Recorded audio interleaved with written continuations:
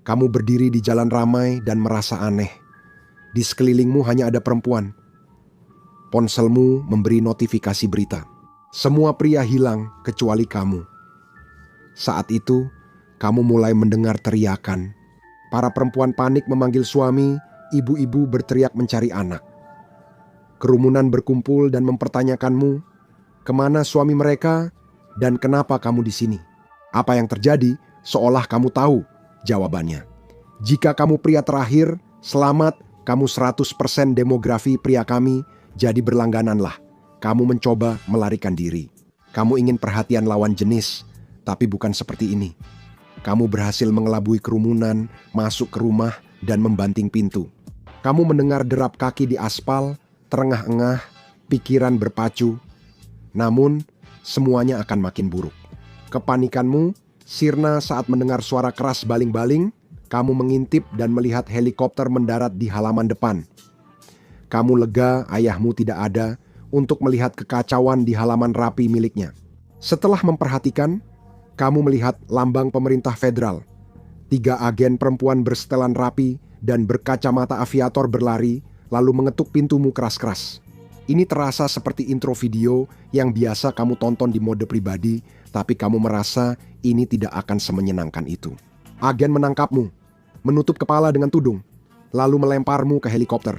Saat melihat cahaya lagi, kamu disambut wajah yang agak familiar. Butuh beberapa detik untuk menyadari kamu duduk di depan Jaksa Agung, wanita berwajah datar yang kini menjadi pejabat kabinet tertinggi. Sekarang dialah presiden. Keputusan yang diambilnya akan menentukan nasib manusia. Dia memaparkan fakta dengan jelas sekitar pukul 07.47 pagi. Sebuah fenomena yang tidak dapat dijelaskan menyebabkan hilangnya setiap manusia laki-laki di planet ini. Tidak ada wabah, tidak ada peristiwa kepunahan laki-laki, tidak ada jasad yang tertinggal. Seakan mereka tak pernah ada, hanya meninggalkan kekacauan total. Hilangnya mereka secara tiba-tiba menyebabkan kehancuran besar, kecelakaan mobil, pesawat jatuh, dan jutaan kecelakaan industri. Dunia akan memulihkan diri dan menghitung kerusakan dalam waktu lama, atau setidaknya dari apa yang tersisa. Populasi dunia sekitar 83 miliar, lalu turun hampir setengah dalam sekejap. 49% penduduknya laki-laki. Setiap negara akan terkena dampak yang menghancurkan, tetapi dampaknya tidak akan sama rata. Rasio jenis kelamin antar negara berbeda-beda, meski umumnya jumlah laki-laki dan perempuan cukup seimbang. Beberapa pengecualian sangat terkonsentrasi di satu wilayah, membuat Timur Tengah langsung menjadi sangat tidak stabil. Di Qatar dan Uni Emirat Arab, pria lebih dari 2 kali lipat wanita. Bahrain, Kuwait, dan Arab Saudi juga punya kesenjangan besar. Itu berarti negara-negara di mana laki-laki mendominasi negara selama beberapa dekade sekarang tiba-tiba dipimpin oleh populasi perempuan yang kecil. Populasi yang dulu tak pernah diberi akses ke kekuasaan di negara kaya minyak itu. Di Tiongkok, dampaknya tidak merata di semua generasi. Pemilihan kelahiran berdasarkan jenis kelamin membuat beberapa kelompok usia kelebihan puluhan juta laki-laki. Dan kini demografi itu hilang dalam semalam. Disitulah keunggulan Amerika Serikat dengan banyak perempuan memimpin di Kongres, Senat, Mahkamah Agung, dan Kabinet. Selama hari-hari awal krisis, masih ada cukup banyak orang untuk menjaga semuanya tetap berjalan. Meskipun tidak ada yang yakin apakah Mahkamah Agung dengan 4 orang saja bisa membuat keputusan yang mengikat, itu adalah pertanyaan untuk hari lain. Namun masih ada sejumlah sektor di mana perempuan masih sangat kurang terwakili dan dampaknya langsung terasa. Dan itu berarti banyak pekerjaan penting tiba-tiba kekurangan tenaga kerja. Industri truk lumpuh total. 10%, barang tak dapat dipindahkan, logistik macet, produk rusak. Itu bukan satu-satunya bidang yang akan banyak lowongan tiba-tiba. Kebanyakan pekerjaan lapangan seperti klub khusus pria, tukang ledeng hanya 16% perempuan, terendah dibandingkan pekerjaan lain. Montir mobil serupa persentasenya 36%. Yang lebih mengkhawatirkan, hanya 47% petugas pemadam kebakaran yang perempuan, dan ada banyak kebakaran yang terjadi setelah hilangnya orang-orang secara tiba-tiba. Maskapai kini lebih banyak merekrut pilot perempuan, sehingga banyak penerbangan memiliki pilot atau kopilot perempuan yang menjaga pesawat tetap terbang. Namun, ada satu profesi lain yang kurang diisi perempuan dan bisa menentukan nasib dunia. Hanya 7 negara menerapkan wajib militer untuk perempuan. Norwegia, Swedia, dan Israel memberlakukan wajib militer universal bagi semua warga negara.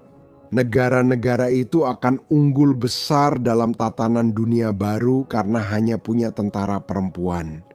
Korea Utara mewajibkan militer bagi perempuan, meski tidak universal, sehingga negara itu bisa menjadi kerajaan tertutup perempuan. Negara ini punya banyak tentara perempuan.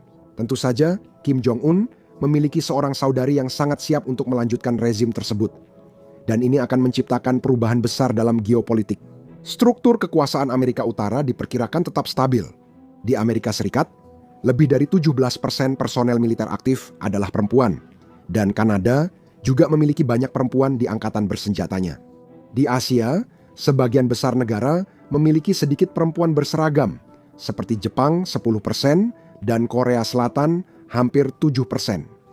Tiongkok hanya memiliki 4-5% keterwakilan perempuan, tetapi jumlah itu tetap berarti kekuatan besar secara absolut. Sepertinya perang tidak akan terjadi dalam waktu dekat, karena orang-orang punya masalah yang lebih besar daripada saling mengebom. Saat Presiden baru menjelaskan krisis, Anda bertanya-tanya kenapa Anda di sini. Anda hanya orang biasa, bekerja upah minimum, tinggal di rumah, bahkan tanpa pacar. Sekarang masa depan dunia ada di tangan Anda atau di antara kedua kaki Anda, karena tanpa Anda, umat manusia bisa punah dan semuanya akan segera berubah. Awalnya terdengar seperti mimpi jadi nyata. Semua wanita akan menginginkan Anda, bahkan gadis dari tahun terakhir sekolah yang pernah menolak Anda. Dia mungkin akan segera menyesali ucapannya. Namun ini situasi yang lebih berbahaya bagi Anda. Ketika para analis menyiarkan langsung dari seluruh dunia, Anda sadar telah menjadi berita utama. Foto Anda diambil di jalan, lalu media sosial ramai berspekulasi Anda adalah harapan terakhir umat manusia. Nama Anda disebut dalam berbagai bahasa seperti Italia, Spanyol, Portugis, Arab, dan muncul di saluran berita Korea Utara. Kerusuhan mulai terjadi secara lokal akibat kepanikan. Banyak wanita masih di rumah, berduka, atau memproses kejadian ini. Kali ini, dudukan itu tak akan dibiarkan terangkat lagi. Respons terbatas karena sedikitnya polisi dan militer. Pemerintah menyadari ini bukan hanya bencana, tapi peristiwa kepunahan. Jika tak ada pria tersisa, reproduksi pun mustahil. Perempuan juga akan lenyap pada akhirnya, dan semuanya bergantung pada pundakmu. Bicara soal tekanan, diputuskan bahwa kamu harus dipindahkan ke kompleks yang lebih aman. Kamu mengajukan beberapa pertanyaan tentang peranmu dalam mengisi kembali populasi bumi sambil menenggak Gatorade. Kamu pikir lebih baik menjaga elektrolitmu tetap tinggi. Tapi satu-satunya respons hanyalah tatapan mata malas secara bersamaan dari semua perempuan yang mengantarmu. Tidak, kamu tidak akan jadi protagonis anime harem terbesar.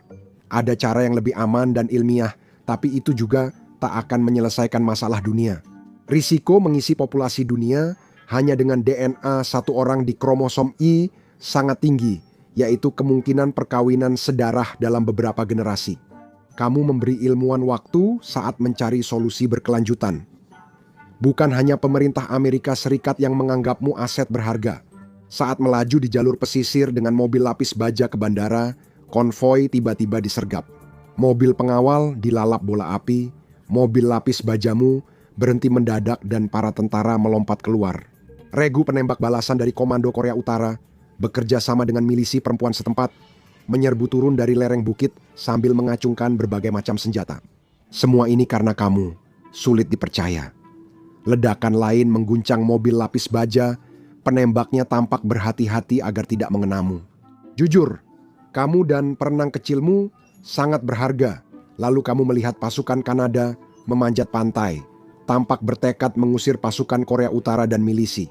Seorang tentara menjelaskan bahwa setelah menemukanmu, rencana darurat segera dijalankan dan sekutu memastikan kamu tetap aman dimanapun. Sebagai imbalan akses DNA-mu, pasti cukup dirimu untuk dibagi antara pengarahan militer dan kontrak DNA. Kamu tak lagi merasa seperti manusia, melainkan infrastruktur. Kini saatnya membangun kembali. Mesin-mesin setengah jadi terdiam di seluruh dunia. Pembangkit listrik dijalankan kru minim dan kota-kota kekurangan listrik untuk menyalakan lampu. Di Amerika Serikat, infrastruktur masih cukup untuk memulai kembali. Perempuan sekitar 30% di Kongres dan lebih dari seperempat di Senat. Dalam darurat, mereka bisa memimpin, sementara negara lain harus pilih pemerintah baru. Namun, fokus utama tetap memperbaiki infrastruktur. Perempuan berpengetahuan dalam merawat pembangkit nuklir, pabrik, serta sumur minyak sangat penting, termasuk saat ini. Seiring waktu, masyarakat berorganisasi lebih halus, kota-kota jadi lebih aman dan tenang. Iklan, hiburan, serta budaya kencan pun berubah total. Industri untuk pelanggan pria hilang, sedangkan layanan kesehatan, pendidikan, dan anak berkembang. Dunia yang awalnya untuk dua gender, perlahan berubah hanya untuk satu. Kamu juga punya pekerjaan sendiri, penghubung ilmuwanmu, bertanggung jawab atas peran repopulasimu. Kamu bilang hanya butuh majalah dan privasi, tapi mereka ingin memastikan bahwa kamu memahami genetika. Penggunaan DNA-mu akan dibatasi, disimpan untuk masa depan jika diperlukan. Membuat bayi bukan prioritas utama saat dunia kacau, tapi mereka tetap akan mencegah perkawinan sedarah. 2 orang saja tak cukup untuk mengisi populasi dunia. Cacat genetik mereka akan terus diwariskan dan perlahan melemahkan genom manusia. Ilmuwan paling baik hanya bisa memperpanjang beberapa generasi, terburuknya silsilah keluarga runtuh kurang dari 1 abad.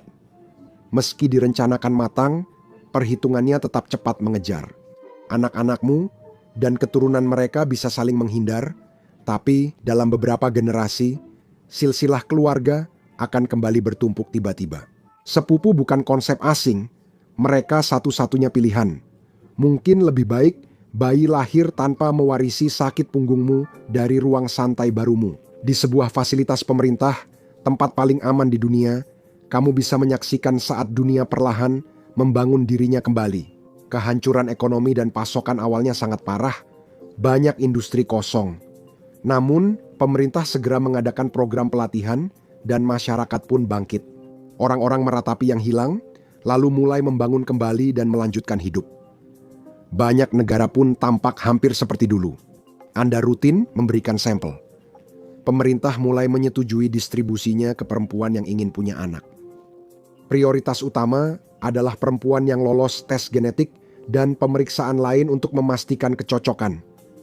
Segera akan ada banyak anak Anda, saatnya mengambil peran. Awalnya menyenangkan jadi pria terpenting di dunia hingga berita tersebar. Ahli genetika berhasil menciptakan embrio manusia pertama di laboratorium, bayi Eva. Ilmuwan berhasil menggabungkan sel 2 perempuan, menciptakan janin dengan mengubah sel punca jadi sperma. Hasilnya baru diketahui 9 bulan lagi. Tapi jika berhasil, Anda segera kehilangan pekerjaan. Namun, ada satu keanehan dari penemuan ini yang belum terpecahkan. Semua uji stabil pada embrio laboratorium baru ini menghasilkan perempuan. Saat krisis usai dan generasi baru muncul, Anda dan anak laki-laki dari DNA Anda akan jadi pria terakhir di dunia, satu-satunya dari spesies yang punah. Kalau Anda memang unik, setidaknya kebun binatang ini nyaman. Tapi bagaimana jika krisis makin besar dan hanya sedikit orang yang selamat? Bagaimana jika manusia harus mulai dari awal? Atau tonton video ini saja